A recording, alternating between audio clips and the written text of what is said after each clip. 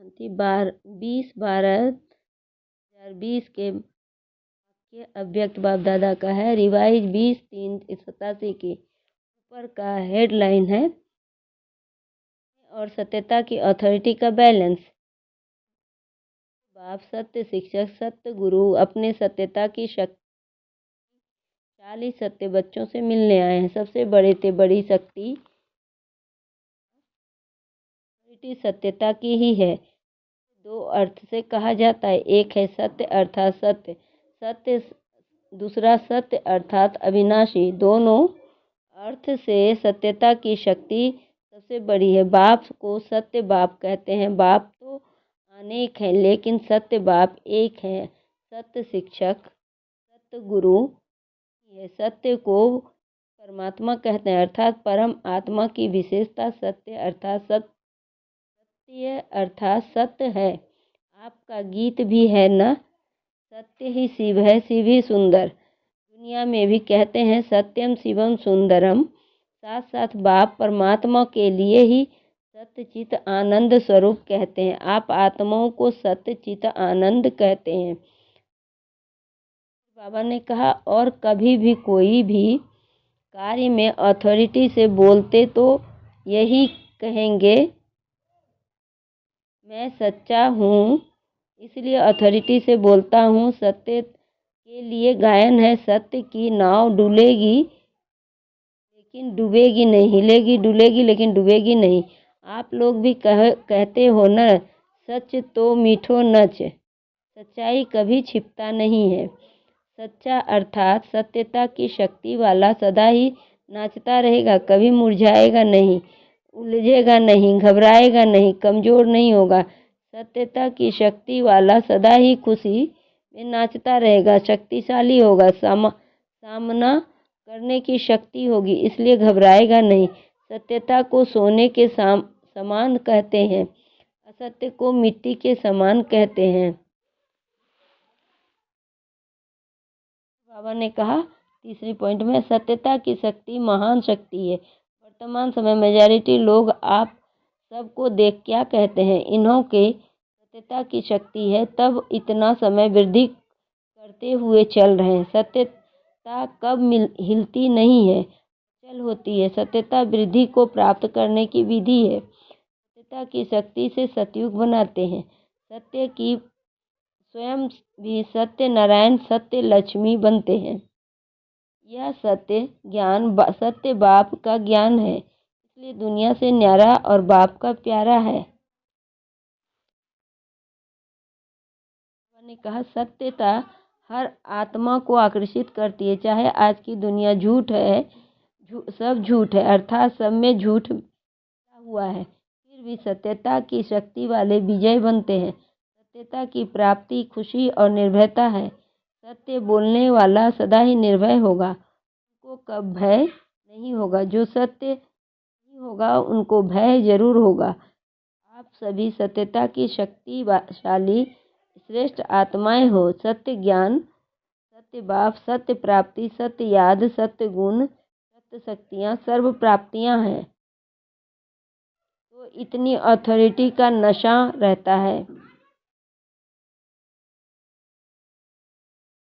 ने कहा, जितना बड़े थे बड़ी अथॉरिटी उतना उनकी वृत्ति में रूहानियत की अथॉरिटी। पानी में स्नेह और नम्रता होगी, यही अथॉरिटी की निशानी है।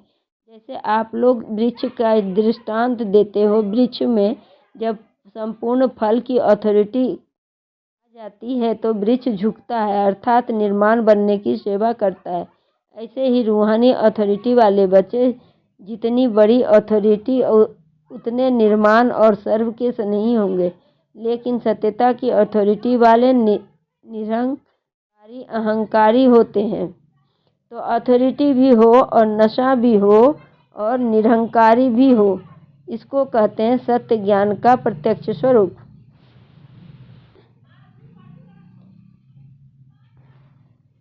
सत्य ज्ञान को प्रत्यक्षित भी करेंगे, लेकिन बच्चे कहते हैं नया ज्ञान सारा स्पष्ट कर देंगे। इसको कहते हैं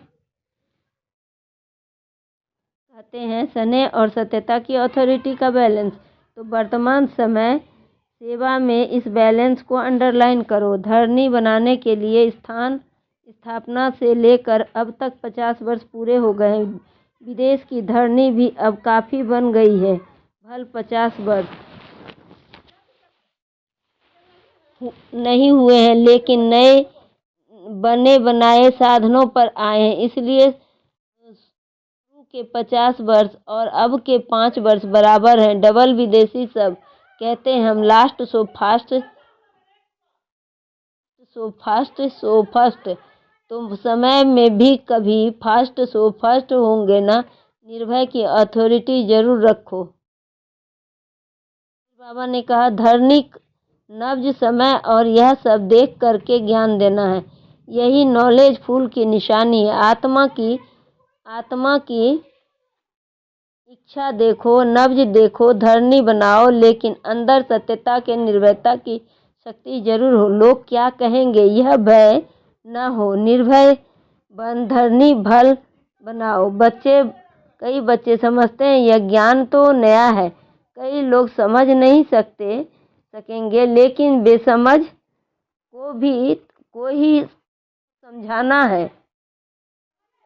यह जरूरी है।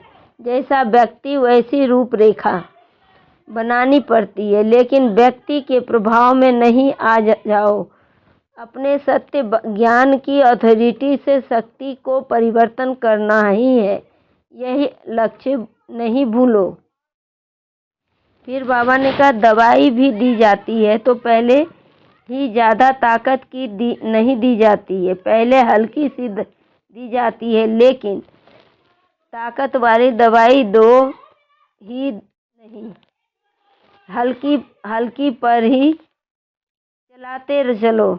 यह नहीं करो किसी कमज़ोर को हाई पावर वाली दवाई दे दी तो यह भी रॉन्ग है। परखने की शक्ति चाहिए, लेकिन अपने सत्य नए ज्ञान की अथॉरिटी जरूर चाहिए। आपकी सूक्ष्म अथॉरिटी की वृत्ति ही उन्हों की वृत्तियों को चेंज करेगी।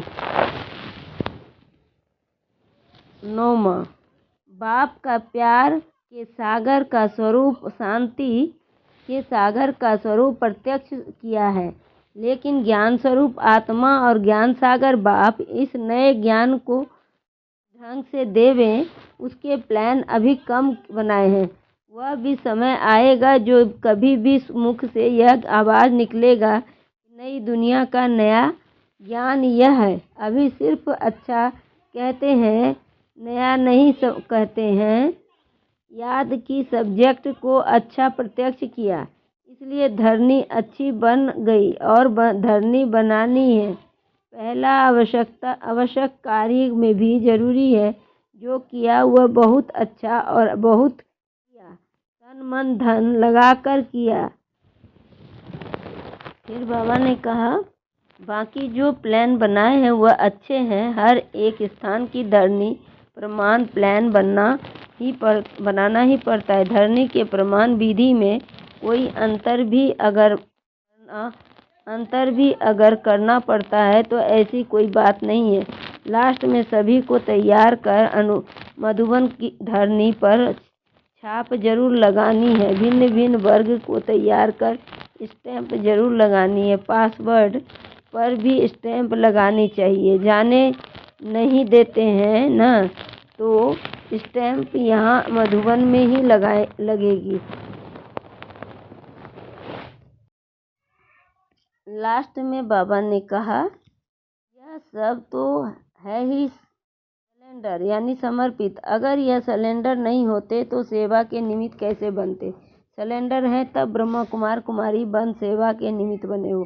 देश चाहे विदेश में कोई क्रिश्चियन कुमारी बौद्ध कुमारी बनकर तो सेवा नहीं करते हो ना। बीके बनकर ही तो सेवा करते हो ना। तो सिलेंडर ब्राह्मणों की लिस्ट में सभी हैं और अब औरों को भी कराना है। मर्जीबा बन गए, ब्राह्मण बन गए। बच्चे कहते हैं मेरा बाबा, तो बाबा कहते हैं तेरा हो गया, तो सिलेंडर हुए ना। चाहे प्रवृत्ति में हो चाहे सेंटर पे हो, लेकिन जिसने दिल से कहा मेरा बाबा तो बाप ने अपना बनाया। यह तो दिल का सौदा है, मुख का स्थूल सौदा नहीं है। यह दिल का है। सिलेंडर माना श्रीमत के अंडर रहने वाले सारी सभा सिलेंडर है ना, इसलिए फोटो भी निकाला है ना। अब चित्र में आ गए हैं तो बदल नहीं सकते। परमात्मा घर में चित्र हो गए। यह कम भाग्य नहीं है। यह स्थूल फोटो नहीं, लेकिन बाप को दिल में फोटो निकल गया। अच्छा सर्व सत्यता की अथॉरिटी वाली श्रेष्ठ आत्माओं को, सर्व नवीनता और महानता को प्रत्यक्ष करने वाले सच्चे सेवाधारी बच्चों को, सर्व स्नेही और अथॉरिटी के बैलेंस रखने वाले, हर कदम में बाप द्वारा